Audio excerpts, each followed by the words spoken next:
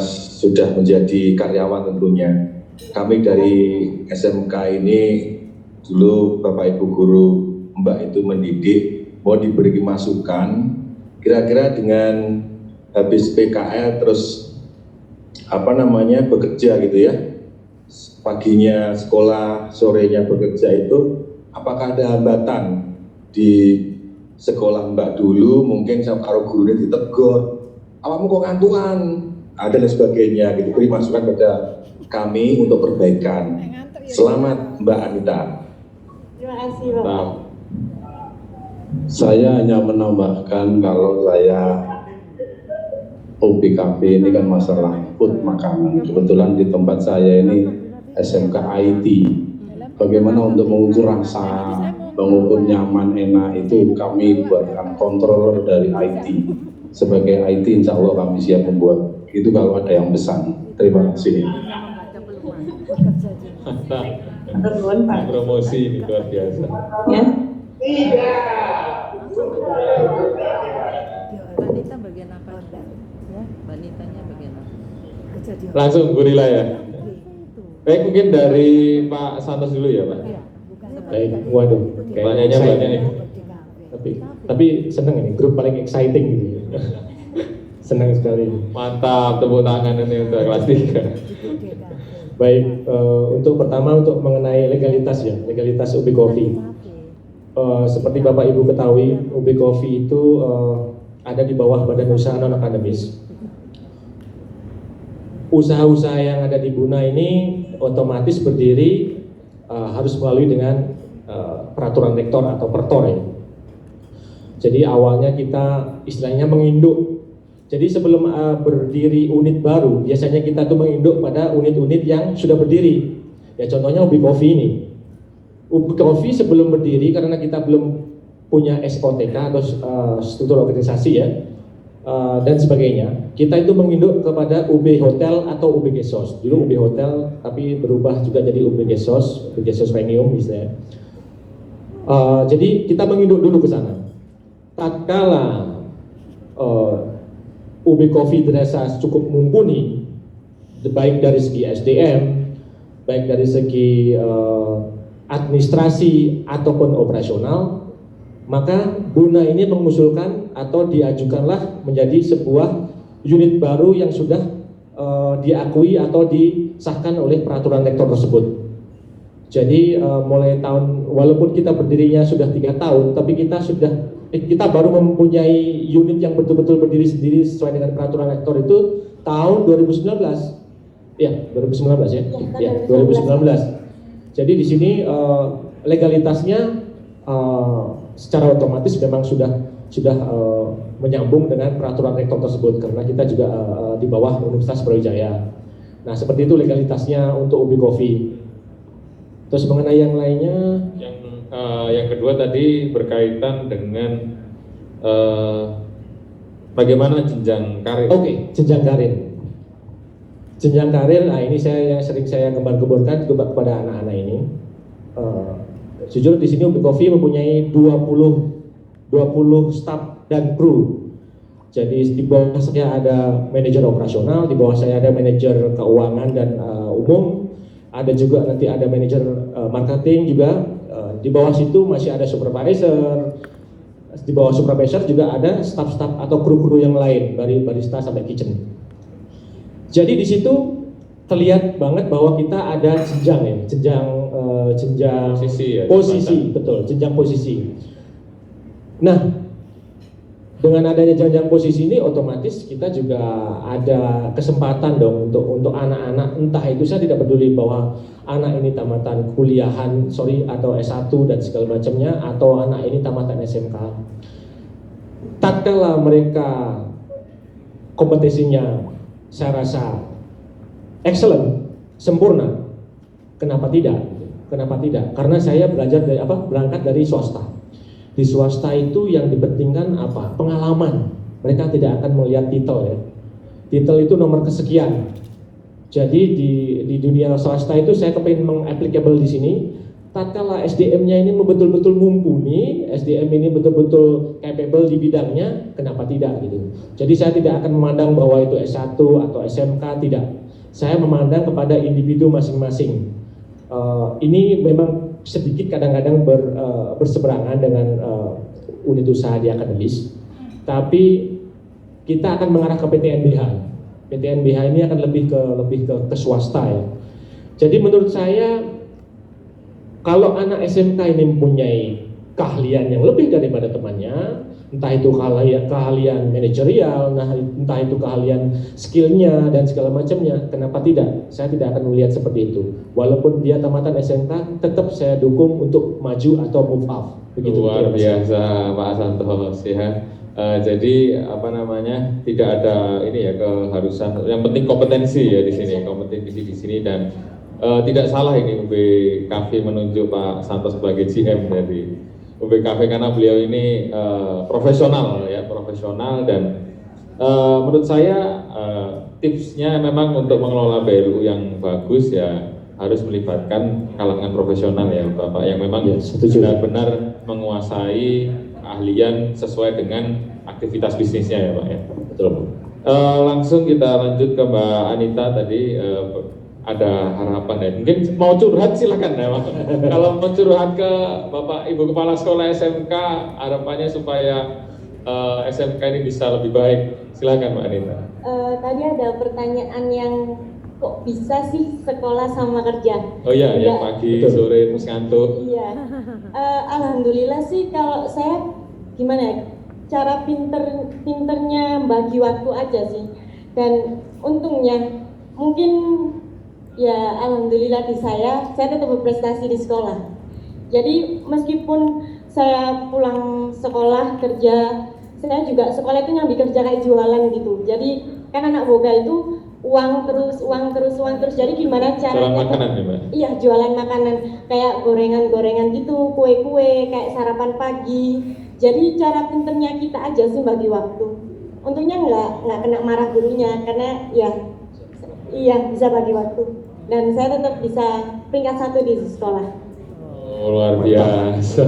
Peringkat 1 Mbak Anita ya? Iya. Oke. Mungkin tips untuk anak sekarang ya Mbak Anita ya? Anak sekarang mungkin anak SMK zaman now. Nah, ya, ini kalau misalnya pesan untuk anak SMK zaman now itu jangan terlalu gengsi. Kebanyakan anak sekarang itu gengsi buat kayak misalnya kerjaannya sebagai pelayan. Kok jadi pelayan sih, kan enak gini. Padahal aslinya kalau dibandingin itu enak loh jadi pelayan itu. Kita bisa gimana cara ngomongnya sama tamu. Jadi jangan terlalu gengsi sama pekerjaanmu, karena dari situ itu kamu dapat uang. Betul sekali itu, betul. Jadi memang passion ya Pak di suka hospitality. Iya. Oke.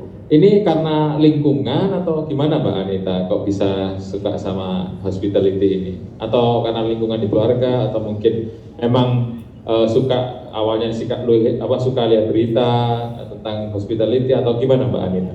Mungkin bisa diceritakan. Saya itu emang suka, dulu awalnya suka masak. Terus habis itu waktu PSG lebih sering ditaruh di waiters. Jadi kayak kok enak sih ngobrol sama tamu, kayak lebih kenal. Saya tuh nggak bisa bahasa Inggris ya, tapi itu saya suka ngobrol sama bule. Jadi kalau misalnya saya paham sama yang diomongin, tapi kadang ada yang nggak paham, jadi saya kasih tahu ke senior, ini tadi bulenya ngomong apa sih Mbak gitu. Dan dari waktu saya PSG itu banyak tipsnya dari bule. Padahal saya nggak tahu, cuma ngasih minuman sama bilang thank you kayak gitu tuh udah dapat 50.000 kan, alhamdulillah. Dapat tips dari bulenya. Iya, dapat tips dari bulenya, padahal nggak tahu apa yang diomonginnya. Oke. Menarik ya kalau kita tadi bilang bule ya. Itu dengan kita berhadapan dengan bule, berkomunikasi dengan bule itu akhirnya kita mau nggak mau kan bahasa Inggris kita jadi tambah baik nggak sih? Iya.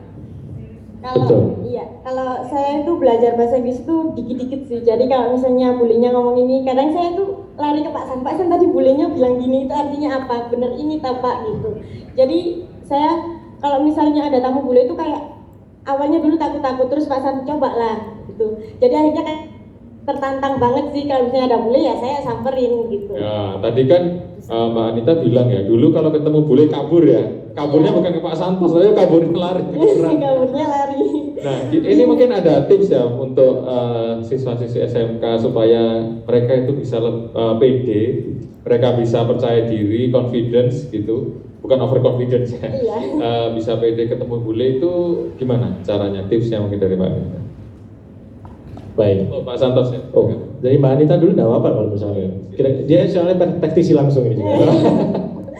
Kalau tips buat saya sih yang lebih awalnya. Kalau misalnya pelajaran bahasa Inggris jangan tidur lah, belajar aja dulu. Oke. Jadi biar Substansi paham. bahasa Inggrisnya berarti ya, Mbak. Jadi meskipun kalian nggak bisa jawabnya, seenggaknya kalian ngerti apa yang diomonginnya gitu. Jadi pede-pede aja nanggepinnya. Kayak kita tahu yes, no, thank you, kayak gitu itu. Yang penting kita masih bisa jawab dikit-dikit lah kayak gitu. Ya, jadi kita harus tetap semangat ya kalau di kelas lagi ada mata pelajaran bahasa Inggris. Soalnya kebanyakan kan tidur kalau ada pelajaran bahasa Inggris itu. Jadi dulu Mbak Anita di kelasnya kalau bahasa Inggris tidur ya? Atau Kayak skip? dongeng sih, kayak aduh ngantuk banget gitu. Dongeng, waduh, ada ya dongeng dalam bahasa Inggris menarik gitu. Ya, mungkin Pak Santos ingin menambahkan, Pak. Silakan, Pak. Baik, kita ngomong masalah bahasa Inggris ya. Anak SMK ini jangan dikira bahasa Inggris itu nomor sekian, tidak. Justru saya bilang bahasa Inggris itu nomor one. Sekarang kita bisa bayangkan, kita komunikasi ya, saya datang, maaf ya, saya sekedar sharing. Saya datang ke negara Korea, saya datang ke negara Jepang, saya datang ke negara Rusia, saya datang ke negara Italia, Spanyol dan segala macam. Saya nggak bisa bahasa mereka. Ada beberapa, mungkin bahasa Jepang sedikit, bahasa Spanyol sedikit. Tapi kita ke sana bermodalkan dengan bahasa Inggris, kita sudah bisa komunikasi dengan mereka. Itu artinya apa? Artinya bahwa bahasa Inggris itu bisa mempersatukan semua bangsa. Jadi kita bisa komunikasi dengan semua orang ada seluruh dunia ini pasti dengan bahasa Inggris. Yang kedua, sekarang kita banyak literatur-literatur yang sangat berguna buat pengalaman atau buat pengetahuan kita. Itu kebanyakan kan berbahasa Inggris juga. Nah di situ pentingnya bagaimana kita menguasai bahasa Inggris. Terus bahasa Inggris itu bukan ilmu eksak ya, dalam artian bahasa Inggris itu ilmu practicing. Jadi learning by practicing. Kalau bahasa Inggris ini cuma sekedar lalu ya tidak bisa. Kita harus ngomong memang seperti yang dibilang Anita ini ya tadi ya. Jadi kita harus berani ngomong dan harus berani salah, karena dengan salah kita tahu mana sih yang harus diperbaiki seperti itu. Iya. Ya. Menarik nih kalau kita bicara dengan bahasa Inggris ya, atau mungkin bahasa yang lain Pak Santos. Gimana kalau waktu ketemu bule menyapa, mereka datang mungkin ke kafe, ke hotel, Pak Santos mungkin bisa sedikit praktis supaya bisa dilihat oleh Bapak Ibu kepala sekolah di sana. Oke, mungkin kalau kita, ya contoh kita di restoran aja ya mungkin ya, kalau di sini di restoran aja. Mungkin kita pada waktu menyambut tamu datang, ya greeting, ya good morning ladies and gentlemen, welcome to Ubi Coffee Restaurant, dan seperti itu ya. My name is Santos, I'll be your tutor. If you have any question regarding menu, or maybe if you have any question, anything else, let us know. We will be back again when you are with your menu, misalkan gitu ya. Jadi kalau misalkan taking the order ya, taking the order. Atau kalau ada komplain ini Pak, ada biasanya komplain ini, cerewet ini kan. Gimana cara menghadapi komplain? Wah cerewet banget nih. Menarik sekali. Itu yang salah satu yang saya sering kasih buat anak-anak ya. Menghadapi komplain itu ada stepnya ya. Kalau misalkan stepnya itu ya apa pertama ya listening what they have the problem. Jadi kalau misalkan ada tamu ya kita harus listening dulu apa masalahnya. Habis itu kita apologize ya. Identifikasi dulu lah apa masalahnya. Kalau sudah identifikasi masalahnya itu, baru kita bilang apologize. Jangan sampai kita marah-marah karena dikomplain. Contoh ya, misalkan apologize-nya, I'm really sorry for what happened. What the best thing that I can do for you is I will replace your order with a new order, and order will be coming soon. Contohnya seperti itu ya, dalam artian kita mengungkapkan bahwa kita itu betul-betul prihatin dengan apa yang terjadi, deeply story lah ya, deeply prihatin banget, dan kita harus punya apa? Punya solusinya apa ya, mengganti itu dan mengganti dengan cepat, dalam artian seperti itu contohnya. Mungkin Mbak Anita pernah punya pengalaman di mungkin? Kalau kena komplain sih dulunya sering sih. Kenapa Mbak? Kadang itu kitanya kurang konfirm sama kitchen. Di kitchen tuh numpuk banget, jadi kan lama. Sering tamunya bilang, "Mbak, kok lama sih nggak datang-datang, makananku udah 30 menit ini," gitu. Nah, kitanya gimana? Ya dibilangin Pak San tadi, dengerin dulu lah. Saya tuh bad mutan, tapi kalau ketemu tamu ya gitu, gimana caranya nggak bad mutan? Itu gimana itu supaya kita kan gejolak jiwa itu ya? Iya, gejolak jiwa, rasanya kayak bingung mau marah nggak bisa gitu kan? nanti malah kena sama atasan gitu Iya. ya kan. Jadi kayak serba salah gitu. Jadi gimana caranya kita ngontrol emosi sih? Di UB Coffee juga, dari sini juga saya belajar gimana ngontrol emosi itu. Jadi kak, semarah-marahnya saya, emosinya saya tuh ya udahlah, kan itu udah gitu. Jadi kalau misalnya ketemu tamu kayak gitu ya saya dengerin, saya tetap senyum. Tapi ya ada sih rasa kayak emosi tadi, dari sini dipelajarin jangan emosi gitu. Pak diri yang ngajarin kayak gitu. How to handle emotion itu gimana sih tipsnya Mbak? Kan ini sering ya, sering ada juga rasa emosi itu kan kalau kita bisa handling baik kan keluar ya Pak. Maksudnya akhirnya services di brand cafe tadi yang kena juga gitu. Iya. Kalau saya ngontrol emosi sih gimana caranya kita profesional aja. Karena itu kerjaan kita, jadi ngeposisiin kita aja. Jadi kayak tamu itu kan biasanya selalu baik sama kita. Jadi sekali jahat nggak apa-apa lah, kita maafin kayak gitu. Kan kita juga salah juga gitu. Kan yang salah kita kayak gitu. Jadi ya udah kebiasaan juga sih kalau misalnya ada tamu marah-marah tetap senyum, tetap iya ibu minta maaf kayak Bagian apa dari ya? kerjaan ya? Iya, bagian dari kerjaan, terus kebiasaan gitu. Jadi apa namanya ya, kita harus tetap profesional ya, walaupun Profesional aja. konsumen kita itu marahnya kebangetan misalnya atau luar biasa heboh gitu ya, sampai-sampai yang lain udah noleh semua Iya, gitu. kayak gitu. Mungkin Pak Santos, kan Pak Santos ini sebagai GM ya Pak di UBK, mungkin hal apa saja sih yang prinsip-prinsip apa yang ditanamkan pada mungkin waiters atau barista di UBKV ini sehingga mereka bisa tetap profesional dalam menjalankan seluruh job desk dan aktivitasnya mungkin selama kerja di sini. Mungkin bisa disampaikan Pak. Baik, bagi saya SDM itu seperti yang saya bilang awal-awal juga, SDM itu number one. Jadi saya betul-betul care sama SDM saya. Makanya saya setiap bulan mengadakan training. Training itu ya isinya untuk upscaling gitu. Upscaling baik dari segi disiplinnya, baik dari segi kalau jadi barista yang bagus seperti apa sih gitu. Jadi tidak sekedar mau bikin kopi, tapi mereka mengerti apa sih yang saya bikin. Ini apa yang namanya single origin dari sini itu karakteristiknya apa dan segala macam. Ya syukur alhamdulillah saya sendiri mempunyai background di semuanya gitu. Saya pernah jadi bartender juga pernah, jadi waiter pernah di kitchen juga pernah. Jadi semua pernah mengalami. Dengan adanya itu selalu nilai plus, saya jadi bisa mengajarkan pengalaman yang saya punya. Dalam artian bagaimana supaya visi misi kita jalan, ya itu tadi upscaling itu yang paling penting. Upscaling, training terus diadakan. Team building juga sangat penting. Team building itu dalam artian kita membuat suasana nyaman. Kita tekankan kepada mereka tatkala tamu komplain,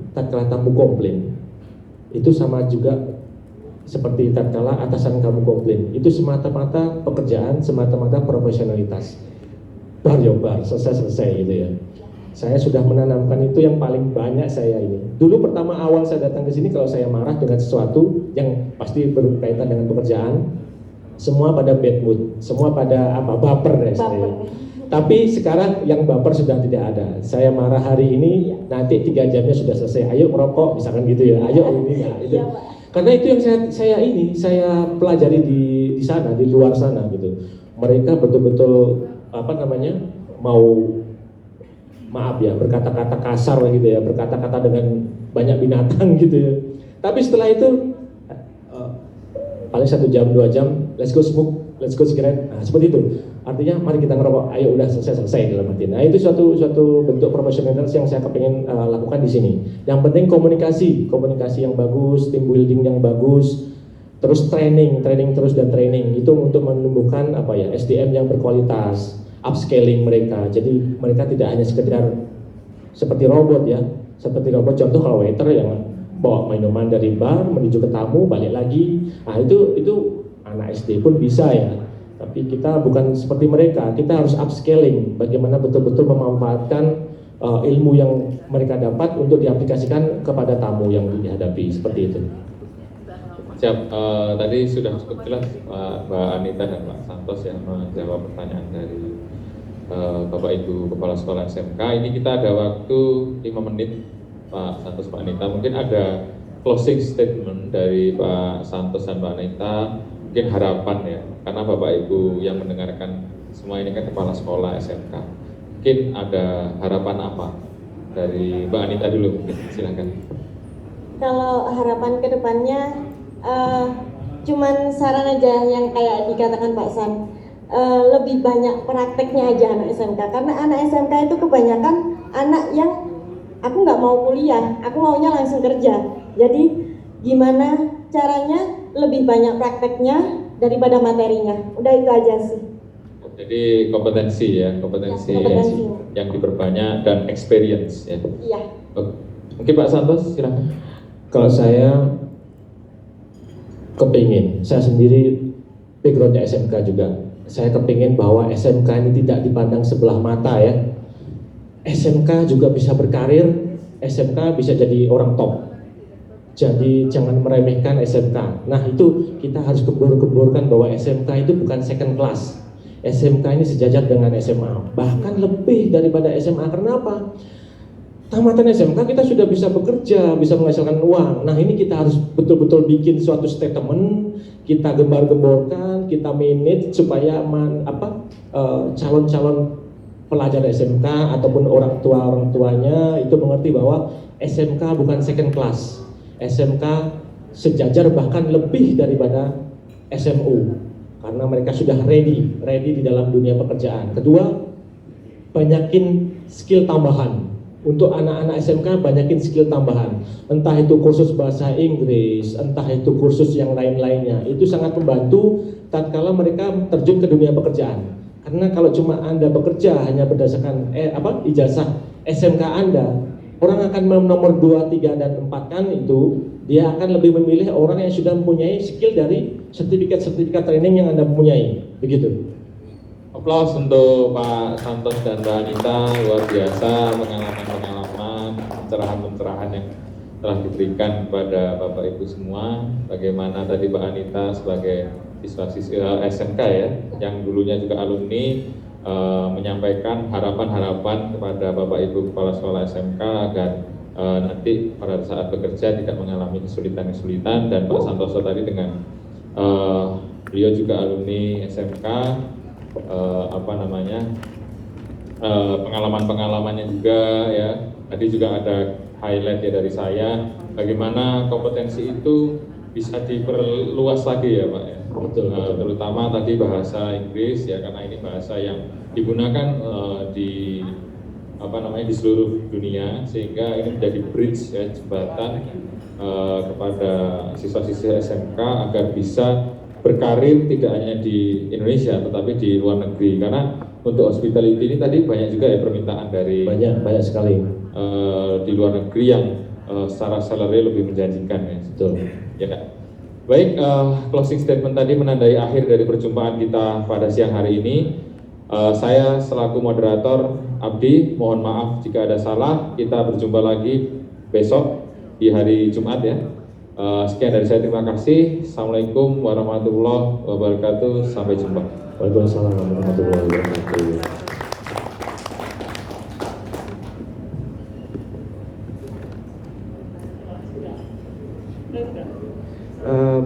Bapak Ibu, sekian sesi CEO Meet CEO untuk hari ini. Setelah ini Bapak Ibu akan isoma. Makan siang kali ini seperti biasa di resto, dan mohon Bapak Ibu sudah kembali di ruangan Paramount Ballroom 1 ini pada pukul 13.00. Terima kasih, selamat beristirahat. Assalamualaikum warahmatullahi wabarakatuh.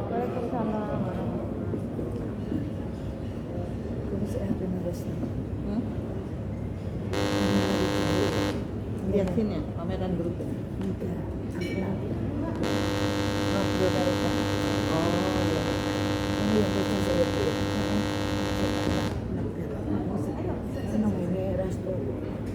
Iya orang di sini udah kan? Ya saya tak pastikan dulu sampai lupa gitu. Ya duluan.